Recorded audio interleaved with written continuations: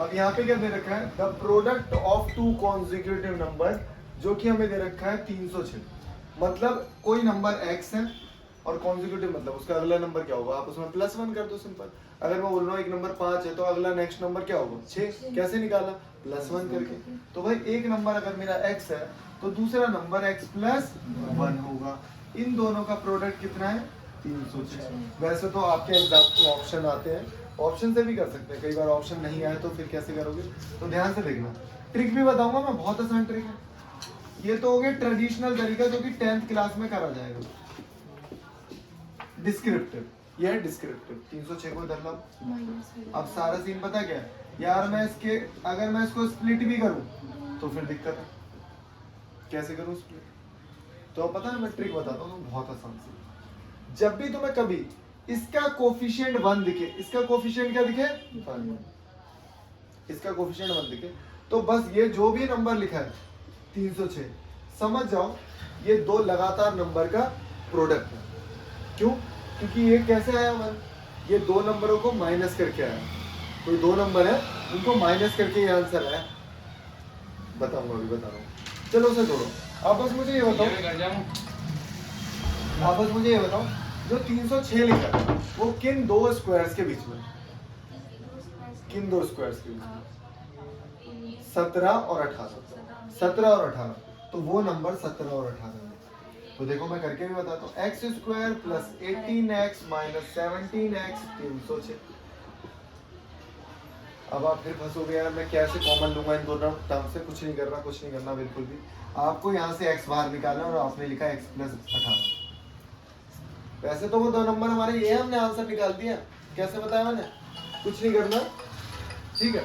तो आपको क्या करना है, अब ध्यान से देखो, ये जो टर्म लिखी है ना, ये टर्म आप यहाँ लिख दो, x + 16, ये वाली टर्म आपने यहाँ लिख दी।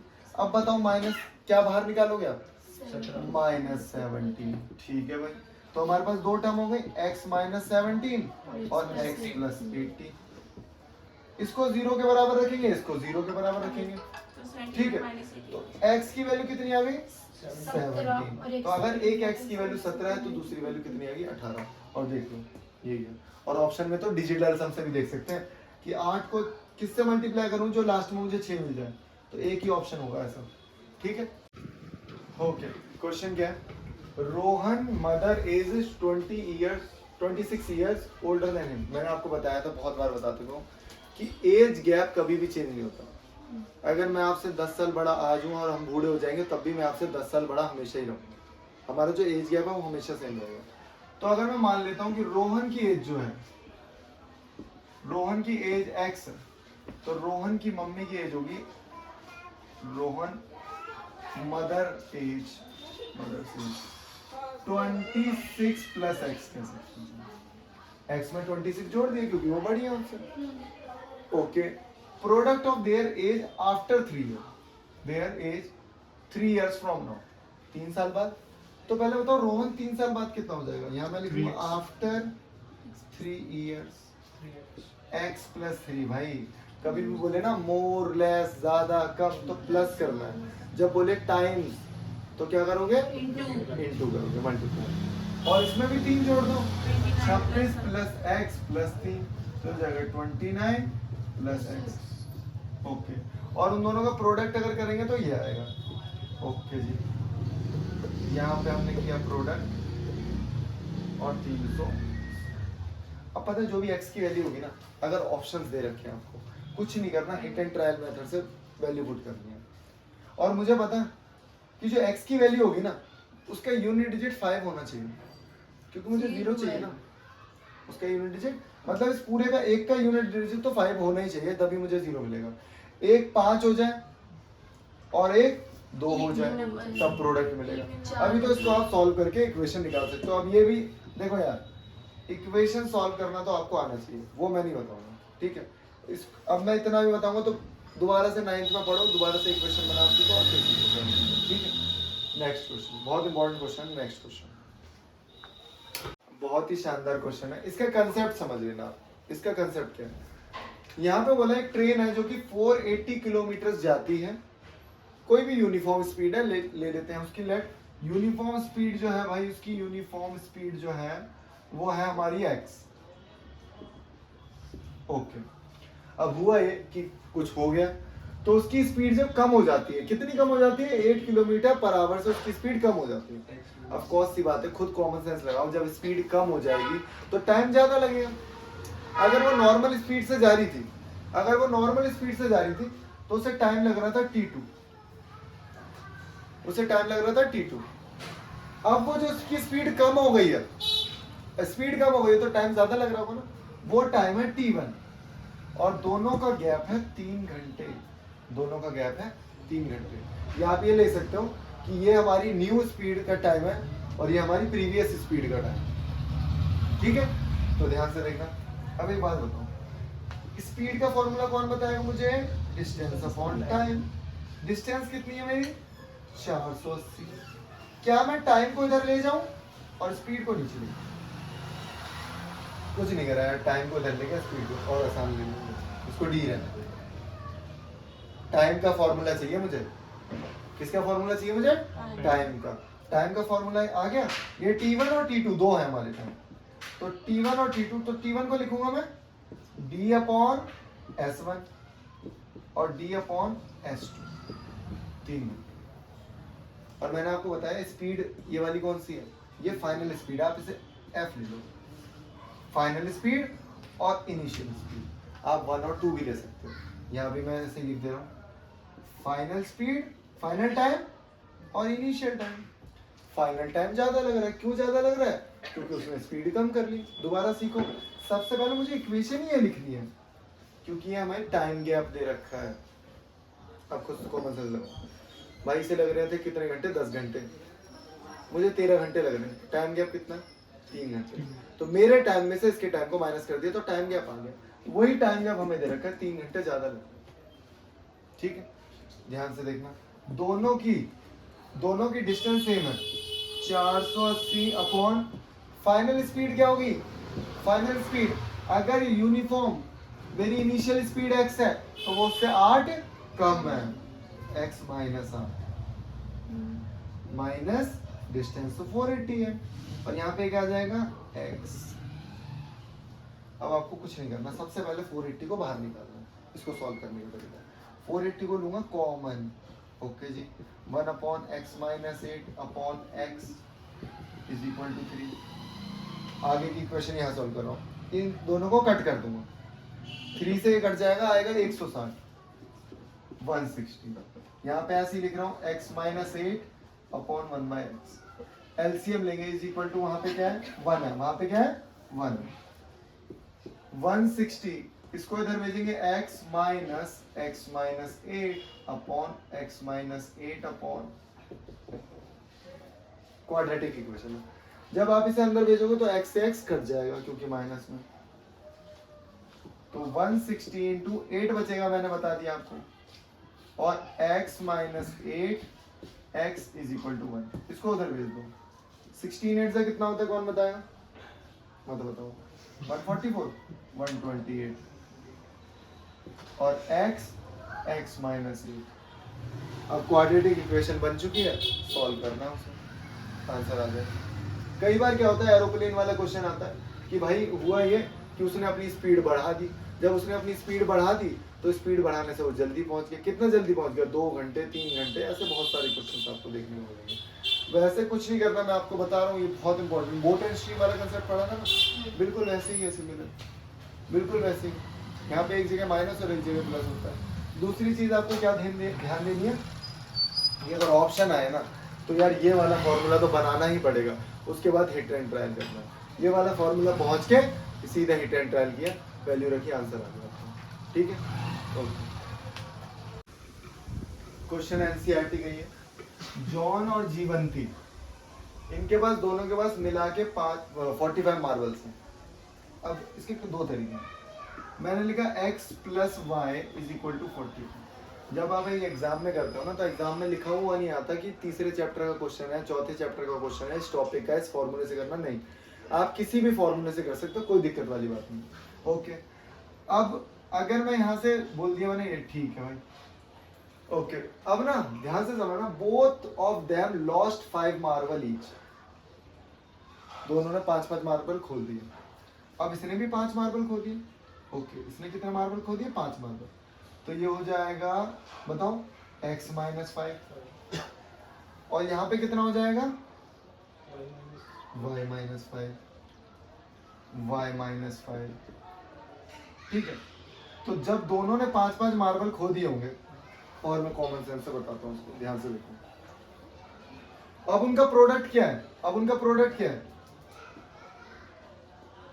जॉन के पास थे x और जीवंती के पास है 45 माइनस एक्स। वाई है ना, तो y को मैं लिख सकता हूँ यहाँ से 45 माइनस एक्स। ओके, दोनों ने 5-5 मार्बल खो दिए। ओके, अब उसमें बचे कितने? इतने। इसमें से भी 5 माइनस करूंगा तो 40 माइनस एक्स। 5 माइनस कर दिए ना। अब इन दोनों का प्रोडक्ट है, इन दोनों का प्रोडक्ट कितना दे रखा है मुझे? कहा है भाई product of them of number is 124। बहुत ही बढ़िया। तो x माइनस 5 और 40 minus x is equal to 124। Multiply करते हैं इस x को इस पूरे से। x 40 minus x minus 5 40 minus x is equal to 124। तो ये आएगा हमारा पास 40x minus x square minus 200 कितना आएगा? Plus 5x।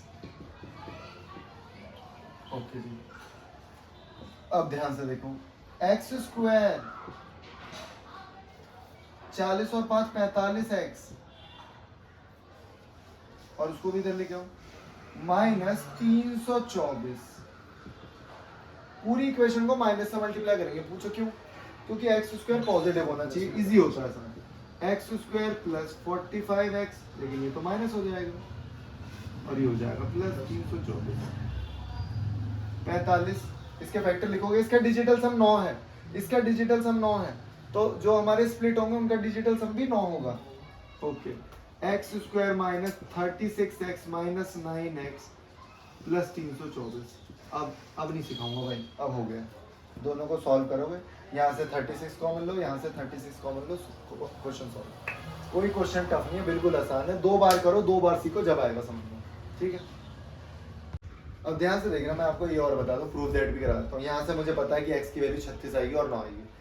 अगर मैं मानता हूँ x के पास 36 मार्बल थे और y के पास 9 मार्बल थे, अभी तो इतने इतने मार्बल है, दोनों का सम 45 भी है। अगर ये 5 मार्बल खो देगा तो इसके पास बचेंगे 31, और अगर ये 5 मार्बल खो देगा तो इसके पास बचेंगे 4, और दोनों का प्रोडक्ट 124, जो कि बिल्कुल सही आ रहा है। प्रूफ दैट भी कर दिया हमने, समझ में आई? ओके जी, ओके। यहाँ पे क्वेश्चन बहुत ही शानदार, 2 कॉन्जिक्यूटिव नंबर है। जब भी कॉन्जिक्यूटिव आ जाए तो भाई कुछ नहीं करना, एक नंबर x और दूसरा नंबर x प्लस 1, 2 नंबर आ गए। Okay, sum of whose square, उनके भाई स्क्वायर कर दो। ठीक है भाई, इसका स्क्वायर प्लस इसका स्क्वायर कर दिया तो उन दोनों का सम कितना है? ओके, अब देखो बहुत आसान क्वेश्चन है। आप देखो कि ये वाला क्वेश्चन आपने किया भी हुआ है, पहला क्वेश्चन यही था शायद। एक्स स्क्वायर a का स्क्वायर b का स्क्वायर 2ab 365, उसको इधर ले आओ, x और x x square 2x square, और ये 1 उधर से माइनस हो जाएगा तो 364। 2 कॉमन ले लो, x square plus x minus 182 is equal to 0। अभी सिखाया था कि अगर यहाँ पे 1 है तो हमेशा 2 लगातार नंबर है। कौन से 2 लगातार नंबर है पता ही नहीं है। ये किसके स्क्वायर के बीच में आता है? किसके स्क्वायर के बीच में है? 13 और 14। तो ये 14x, एक नंबर है 14 और दूसरा नंबर है 13। 13x माइनस 1 इतना, इसे करा x माइनस 14 माइनस 13 कॉमन लिया, x प्लस 14, तो x की 2 वैल्यू आ गई हमारे पास, x minus 13 is equal to 0, तो ये आ गई वैल्यू 13। पॉजिटिव बोला है तो 13 वाला ही लेंगे, ये नेगेटिव वाला नहीं लेंगे। ठीक है, नेगेटिव वाला लोगे तो भी हो जाएगा, ऐसी कोई भी दिक्कत वाली बात नहीं है, लेकिन पॉजिटिव बोला है तो हमें यही वैल्यू लेनी है। एक नंबर है 13, दूसरा नंबर 14, दोनों का स्क्वायर करके ऐड करोगे तो 365 आएगा। हो गया क्वेश्चन, बहुत आसान क्वेश्चन है, बहुत ही शानदार क्वेश्चन, बहुत ही शानदार। The diagonal of a rectangle field is 60 more than the shorter side. पहले मैं ट्राइंगल बना देता हूँ, मैंने रेक्टेंगल बना दिया। ओके, अब ये इसका डायगोनल होता है, मैंने शॉर्टर साइड ले ली x, जब मैंने छोटी साइड x ले ली तो ये डायगोनल कितना है, उस वाली छोटी साइड से 60 ज्यादा है, तो मतलब ये है x प्लस 60। ओके, और जो इसकी लॉन्गर साइड है ना, लॉन्गर साइड कितनी ज्यादा है, 30 ज्यादा है, किससे, शॉर्टर साइड से। हो गया क्वेश्चन, बहुत आसान। पहले ना क्वेश्चन को पढ़ा करो और एक डायग्राम बना दी करो, दोबारा से देखो। Diagonal of A rectangular feet, diagonal है कितना ज्यादा है, 60 ज्यादा है, किससे, शॉर्टर साइड से। दो ही तो साइड होती है, शॉर्टर और लॉन्गर। ठीक है भाई, 60 ज्यादा है, और जो लॉन्गर साइड है ना वो 30 ज्यादा है, किससे, शॉर्टर साइड से। 30 ज्यादा कर देना, x है तो x प्लस 30 होगी। पाइथागोरस थ्योरम लगाऊंगा, x प्लस 60 का स्क्वायर होगा मेरे x square plus x plus 30 के स्क्वायर से। ओपन कर दो इसे, a का स्क्वायर b का स्क्वायर 2ab डायरेक्ट कर दो, 120x, x स्क्वायर a का स्क्वायर प्लस 900 डायरेक्ट लिख रहा हूं, प्लस 60x, x स्क्वायर से एक x स्क्वायर कट गया, ठीक है, यहाँ पे एक x स्क्वायर बचा है, x square plus 900 plus 60x है ना, और यहाँ पे जो भी बचा है इसे उधर लेके जा रहे हैं, इसे उधर लेके चल रहे हैं, माइनस 120x और माइनस 60 का स्क्वायर 3600 होगा, अगले स्टेप में लिख रहा हूँ। x स्क्वायर कितना आ गए, माइनस 60x, और ये 3600 में से 900 गए, कितना है, 2700। अब आप स्प्लिट करोगे, बड़ा टफ है। Master formula b square minus 4ac वाला जो फॉर्मूला है ना, उसी तरह मास्टर फॉर्मूला लगाओ, लेकिन फिर भी मैं बता देता हूँ आपको, इतना टफ नहीं होता क्या। 30x 270, यहाँ से आप कॉमन लोगे x माइनस 90, यहाँ से 30 कॉमन लोगे x माइनस 90, तो x की वैल्यू कितनी आ गई, 90 और माइनस 30, x की वैल्यू हमारी 90 है। फाइंड द साइड, तो एक साइड हो गई इसकी 120, एक साइड हो गई इसकी 90, और ये आ जाएगा हमारा 150। बहुत आसान क्वेश्चन है, 2 बार करने पड़ेंगे, कोई भी क्वेश्चन एक बार हो ही नहीं सकता। पहले आप क्वेश्चन को देखा करो, उतारा करो, समझा करो, फिर दोबारा से देखा करो, फिर समझा करो। 2 बार 3 बार करने ही पड़ेंगे, एक बार में बिल्कुल नहीं होने क्वेश्चन। तो आज के लिए इतना ही, नेक्स्ट वीडियो में नेक्स्ट टॉपिक, ठीक है। देखो बहुत ही आसान क्वेश्चन है, ये फ्रैक्शन वाले जितने भी क्वेश्चन होते हैं ना, तो उसमें क्या करना, कुछ नहीं, let x be a numerator and y be a denominator. Okay, पहले तो ये लिखना है, स्टेटमेंट लिखनी ही पड़ेगी। ए फ्रैक्शन बिकम, क्या हो गया, फ्रैक्शन कितना हो गया, 9/11 हो गया। कब हो गया, if 2 is added to both numerator and denominator, जब मैंने उसमें 2 ऐड किया, ऊपर भी और नीचे भी। क्रॉस करो वहीं से, 11x प्लस 2 और 9y प्लस 2, आप इसे सॉल्व करोगे। 11x plus 22 is equal to 9y plus 18, 11x minus 9y is equal to 22 को उधर भेज दो, -4, पहली इक्वेशन। दूसरी इक्वेशन क्या बोली, if 3 is added to both the numerator and denominator it become 5/6। तो भाई ये मेरे पास था और मैंने 3 इस बार क्या ऐड किया, कभी रिड्यूस होगा, कभी ऊपर ऐड करेगा, नीचे करेगा ही नहीं भाई, बहुत जरूरी ध्यान देना है। 5/6 क्रॉस करो, 6 को इधर भेजो, 6x प्लस 5 उधर भेजो, y प्लस 3 अंदर भेजो, 6x plus 18, 5y 15, 6x minus 5y is equal to -3। दूसरी इक्वेशन, अब इक्वेशन सॉल्व करनी आपको आती है एलिमिनेशन मेथड से। 66 बना लो दोनों को, इसको भी 66 बनाओ और इसको भी 66 बनाओ, दोनों को सॉल्व करो। अगर इतना भी नहीं आता तो फिर दिक्कत हो जाएगी, खुद सॉल्व करना पड़ेगा। बहुत आसान क्वेश्चन हो गया, एलिमिनेशन मेथड सीखो। ओके।